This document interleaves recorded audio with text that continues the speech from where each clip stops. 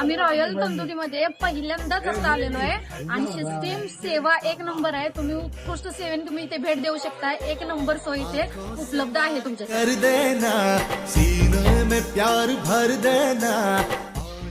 Royal तंदूरमध्ये आम्ही second time आलो. ह्याच्या आधी पण आम्ही आलो होतो तेव्हा 120 ला थाळी होती आणि आता पण आम्ही रिपीट आलेलो आहे. एकदम डिश पण छान आहे आणि सर्व्हिसिंग पण इथली म्हणजे छान आहे.